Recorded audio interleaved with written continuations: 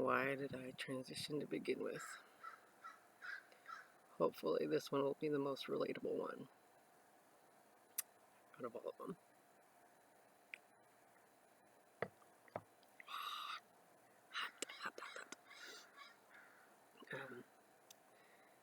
So this one's also split up into like, well, one part of it is theories, pretty much, and the first part is I remember what I was going through, or what I was like, what my thought processes were at the time. I don't know them perfectly, but I know number one, like I said in my other video, when I was like looking through other real trans people and their experience and how they were saying, oh, I just knew. I just knew when I was 4 or 3. As soon as I was beginning to talk, I knew that I was the opposite sex.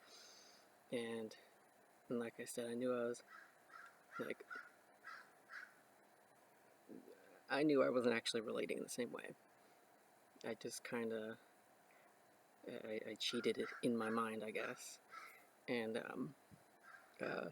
I was thinking at the time, like, oh yeah, I felt pretty masculine, like, all my life, but it wasn't exactly the same masculinity as real trans men go through. And it was, oh, now it's getting warm. Hello, sun. It's summertime now.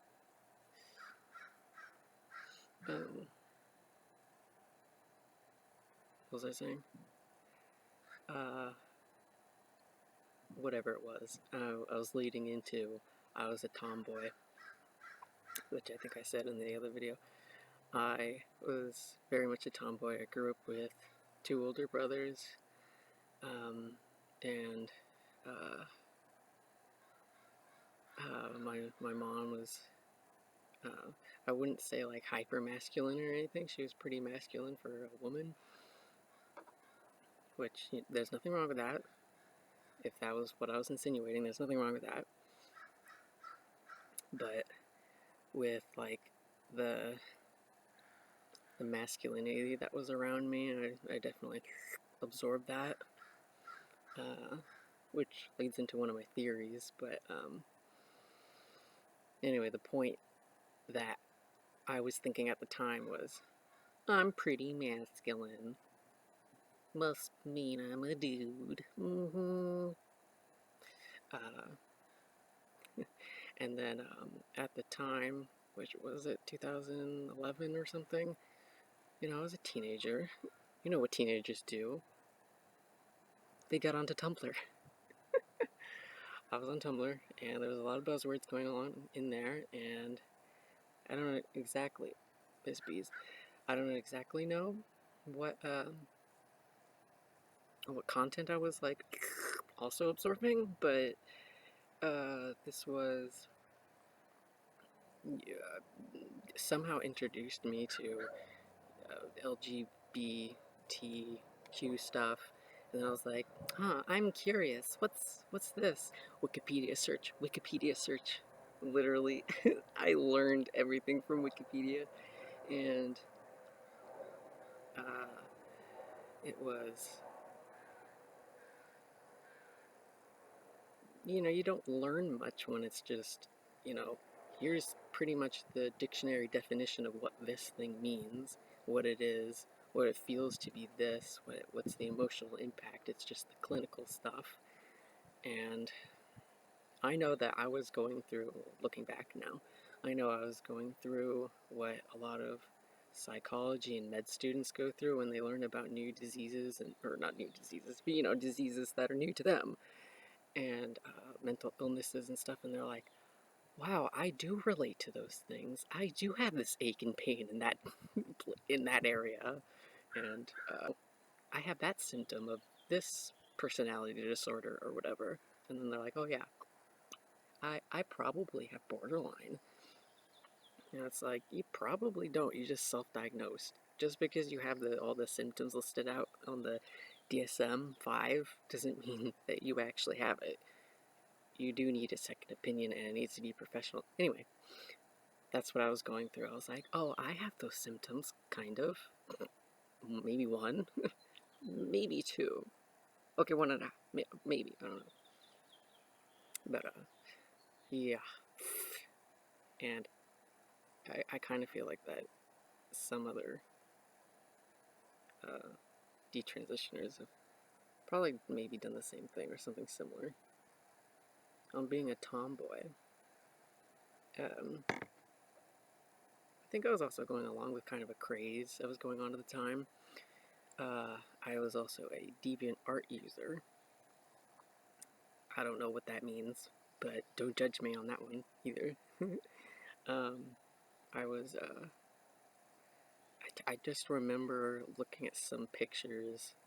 One in particular comes to mind where they're like, or one particular style where it showed like a side-by-side thing of like, this was me when I was in middle school or whatever, and I hated pink, I hated dresses, I hated blah, blah, blah. And then the other one is when this is me when I'm 20 something, and they're like, I love dresses, I love pink. And it's that kind of motif of, I don't like being feminine, how dare you associate with me with femininity, and blah blah blah blah. And I definitely, like I said, absorbed it. I was definitely like, ew, gross. And in that way, okay, I think I was starting to theorize. In that way, I thought that masculinity was superior because I didn't do what other girls did. I mean, if you can think of, I'm not like other girls. That syndrome, I had it hard. I think I went a little too crazy with it. And you know, nobody's telling you, or no one was telling me that actually femininity is fine. No one tells you that. They just, I don't know. I mean, this isn't really part of the video, but I do kind of blame second wave feminism. I think that's what was going on. Oops, what was going on back then in 2011 or something. I know it's third wave now. Maybe it's going on to fourth wave. I don't know. I don't pay attention to these things. But I mean, I think it's getting more extreme now.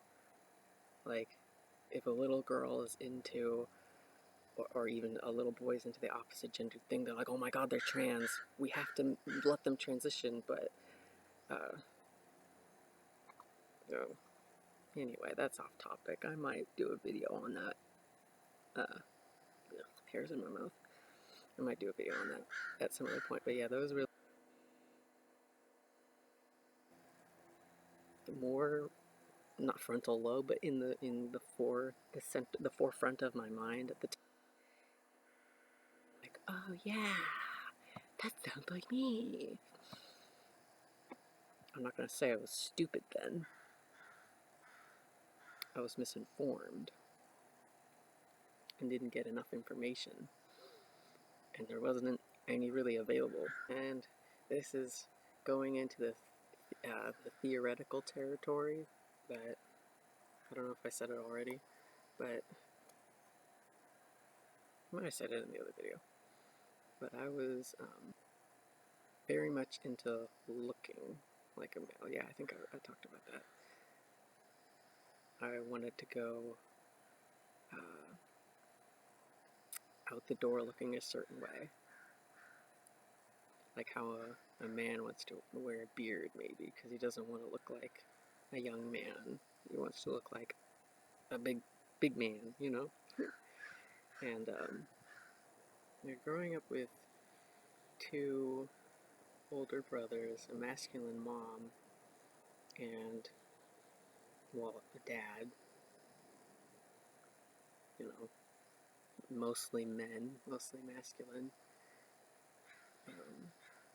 I didn't really have any feminine influence, and my mom wasn't necessarily feminine either, so it's not like she could say, oh, Willow, this is what you do. As a woman, this is how we kind of operate, and it's fine. It's fine to be interested in XYZ. And you can be interested in dolls instead of just rejecting it and yada yada da. But going more into the now the sun's gone.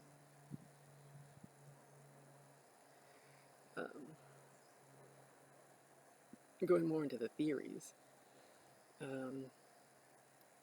I think that when my parents divorced when I was about age 7 or 8, somewhere around there. I was young. I was younger than 10 for sure.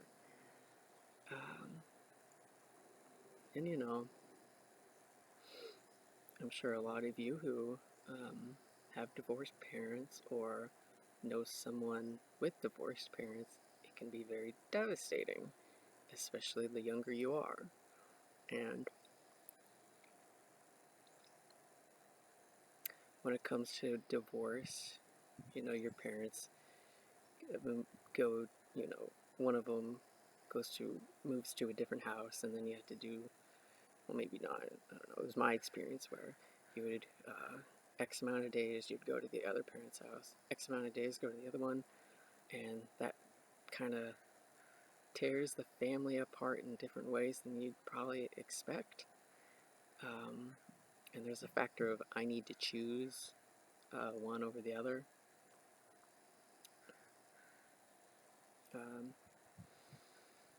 I think that I was, well, I don't know if I chose. I think I just rejected both in a way. I'm not entirely sure. I'd probably have to think about that one for a little bit more. But in any case, I was very angry. Very angry, confused child, as to be expected. So, and with the anger that I was feeling, I, you know, what's the word? I was angry at both my parents, and you know, turning into a teenager, you go into your rebellious phase, and I definitely did that. And I wouldn't say it's the ultimate expression of rebellion. That's what was going on in my head, but that's not what it was. It was a expression of rebellion where I believe I decided to because it seemed like my mom was rejecting femininity. Okay, I'm going to do that too. And you know, it was also because I didn't like my parents so much. I would hyper focus on all the things that they're doing wrong. And I won't say I was ever abused. I wasn't abused. I would go so far as to say neglected in some capacity. I won't go into it too much because I think it's a little bit too personal, but my mom was a workaholic, so she would be at work more than she would be at home. And that goes into other issues, I guess. I don't know if I'm accidentally going to talk about it, but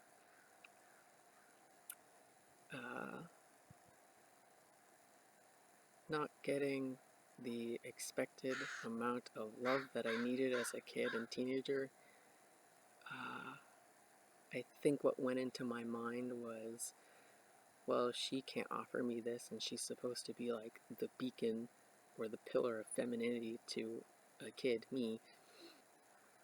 If she can't be that for me, then why should I even strive being anything like her, which is femininity?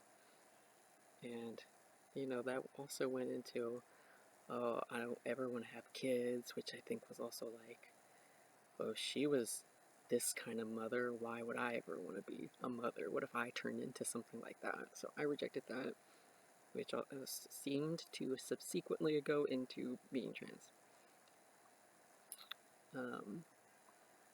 That was one of my theories. This one, I don't resonate with it too much, but I'm going to say it anyway. my dad also started neglecting me in a sense. He was, uh, well, both my parents pretty much weren't meant to have kids, but in any case, he meets this new woman. I still with her today, and she's a very jealous woman. I don't know what her condition is, but she doesn't. She has a grave fear of abandonment, and I would think um, borderline personality disorder, but I don't know. I don't really know her that well. Anyway, and because of the whole, pretty much you can't spend any time with your family or your ex-wife because you're probably going to abandon me, which, knowing more about borderline personality disorder, I understand that now, but it's like, bring it in, girl. Reel it in. He's not gonna abandon you, for Christ's sakes. Go to therapy, girl. Anyway, so, yeah, anyway. She was doing that, and my dad was like, okay, have my balls, put them in your purse. Sure. And, and I don't want to say he got sexist or anything. He just, I remember this one time, we were at his condo, we as in my brothers and I, were at his condo, and I was holding something in my hand, and I was trying to put like a dish away into the dishwasher, and he said some weird comment about like, oh, women always multitask, or something ridiculous like that. And it was just like, where did that come from? You've never said anything like that before. In any case, I don't know. I think like, the memory compartments in my brain, I think they just shove those memories out of any other evidence I have, or it never happened. I don't know. But whatever it is, it might be a blessing in disguise. I have no idea. But if he did anything else, I don't remember. That was the one account that I remember. And so because my memories are shoddy, they're not very reliable. And I'm thinking that he would treat me differently from my brothers, and I felt like maybe I wasn't getting the also the amount of love that I needed as a teenager and kid. I felt like he was distancing from me, and now that I think about it, I don't necessarily think it was because I'm a girl, but I don't know. It's hard to say. We're in the no contact zone, so anyway, I was telling my mom about this some years ago, and she's like, "Oh yeah, that's totally, yeah, that makes sense. That because he didn't treat you well as a girl, it would make sense that you would want to be a guy so you could get that love and attention.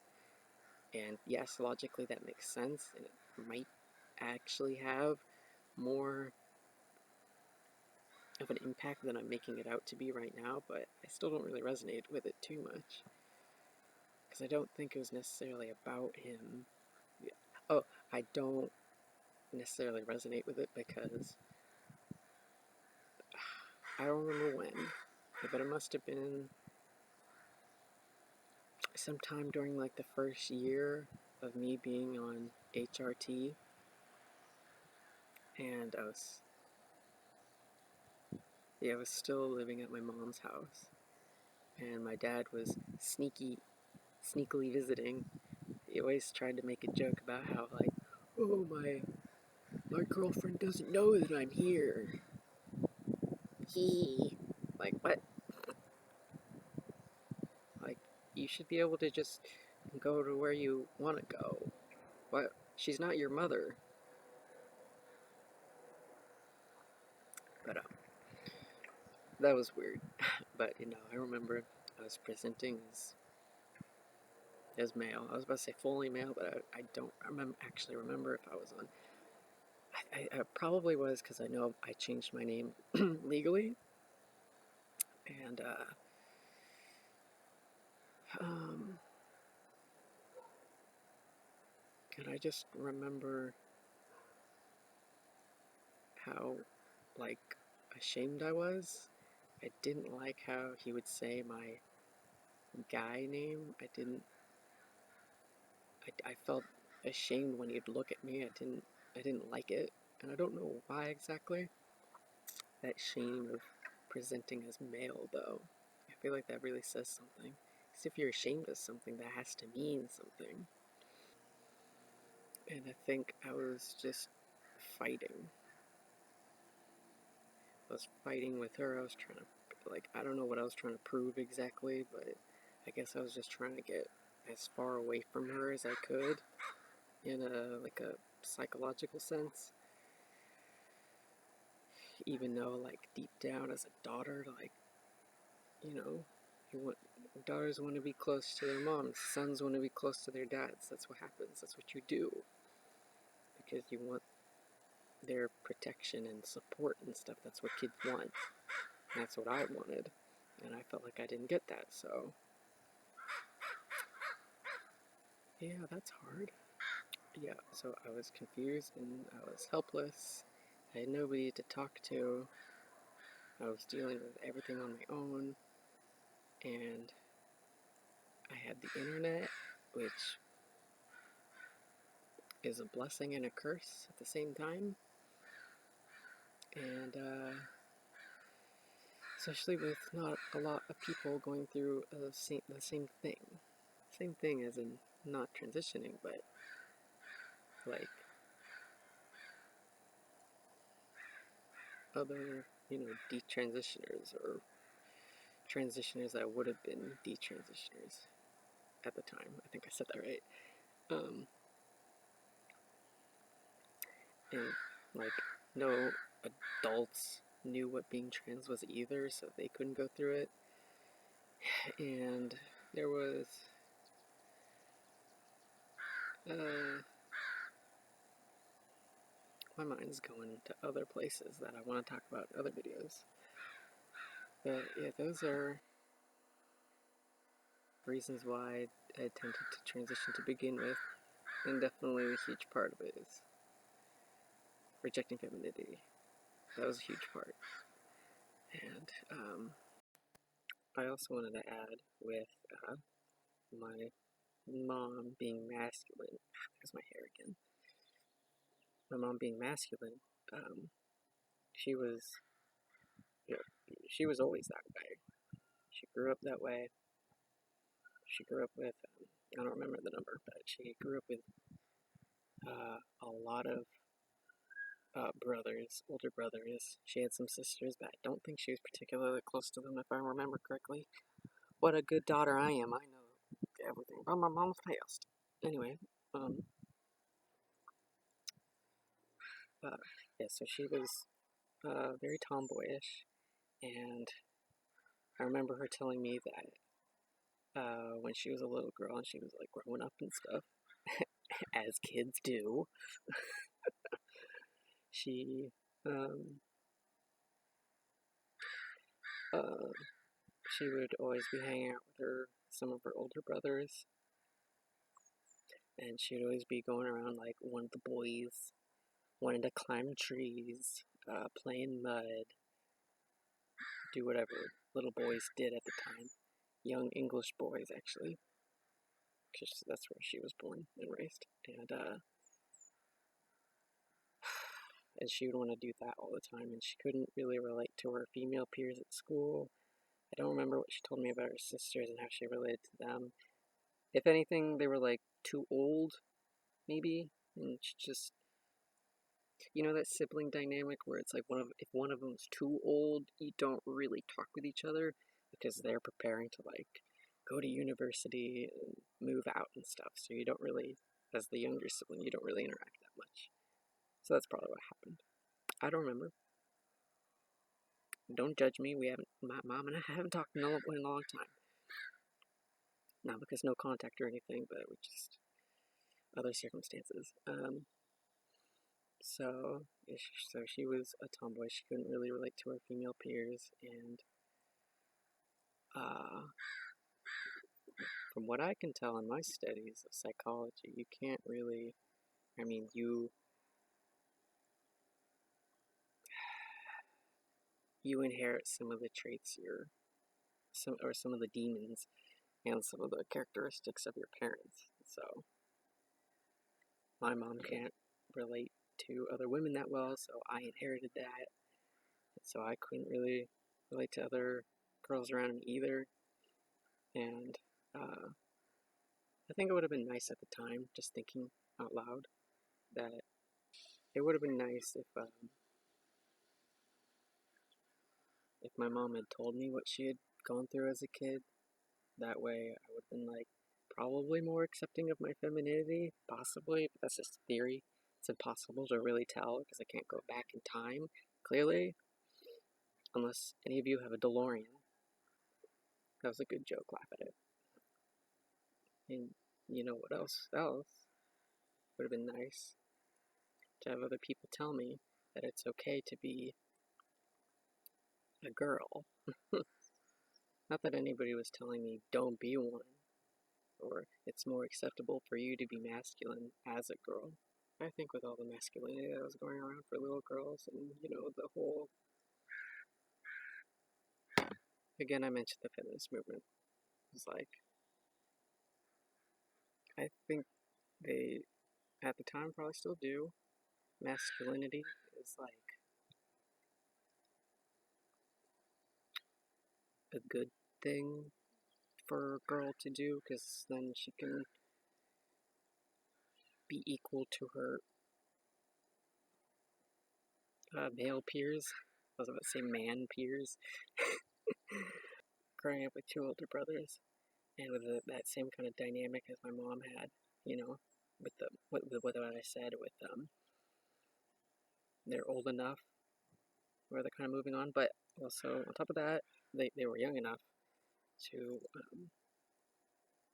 where we would kind of like hang out a little bit more, or were able to, I guess, but we never did really, because two older boys.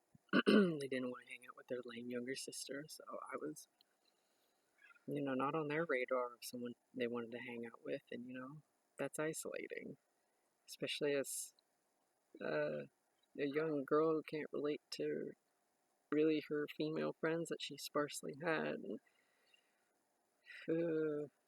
it was quite the loner. I mean, I have friends, but so there is that theory of, okay, well, I'm a little girl, I want to hang out with my brothers and be cool like them. Because, a kid looks up to their older siblings. They tend to. They look up to older people quite a bit. Because they want to be like them and all that stuff. That's what I wanted. I wanted to fit in with them as well. But I didn't get that. So I can see myself being like, okay, well, what if I was a dude, though? Then maybe I'd be accepted. Well, spoilers. I was not. Nothing changed. So, in fact, they were very weirded out by my decisions. Like, why did you're not a dude, what are you doing? That kind of thing. So, that's a theory, that makes sense, You want to be loved and accepted by the people around you. And in my case, if it's all masculinity, you want to be that. So, and that's another idea to throw out there. Okay. Reels. Goodbye.